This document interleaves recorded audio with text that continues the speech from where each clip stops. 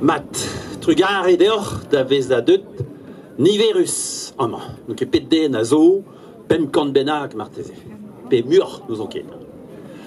An noz al, ne oanket evit kousket, hag on savet da bember deus ar mintin, hag me skrivet de lizer da outroumer teruk. Sais-tu, han da lavaret nei a nezan a lizer, brezonek hag egal e goutezi. Outroumer.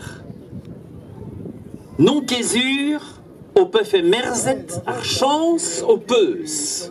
Et kumun teruk da gaout ur gevrediges evel eost hag a ra labour ramzel. A boe ugen vla ar gevrediges ze en eus poignet kalz. Kaset a ben gant o frezidan Janber Kemener. E vidrei da navezout persiou, glad ar gomun kenedig Janber, en ur zevel a gemban daouzek leor. Evit ur gomun, bien a war. Leor divar ben istor ar barez. Lerioù var ar glad, d'ant vezel a 10 an vezel. Tout a dan no youze a ro un tanva de penons e oa vue, penons e oa trevajou, penons e oa toro senadur, penons e oa andouarou, plantou agal. A drugare da labour ramzel, kaset a ben ganto, bremañ e war tut terugista, piou int, de speler e teon, da beler e zeon. Setu perag e tean da roulen digan eor outroumer daoudra.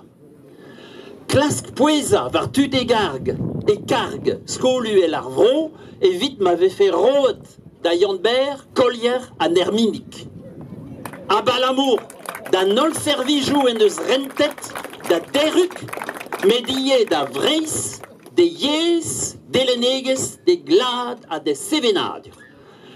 E iltra meus da ginnig dezan.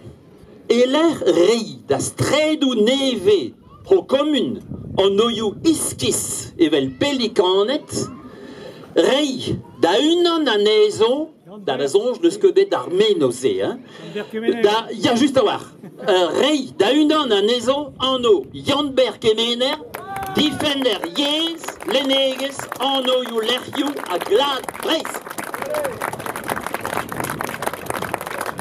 Un petit résumé pour ceux qui ne connaissent pas encore le breton. Donc l'autre nuit, je ne dormais pas, je me suis levé, je me suis dit, je vais faire un courrier à monsieur le maire de Telgruc. Je passe rapidement sur le travail gigantesque élaboré depuis 20 ans par EOST et à leur tête, donc Janber Kemener.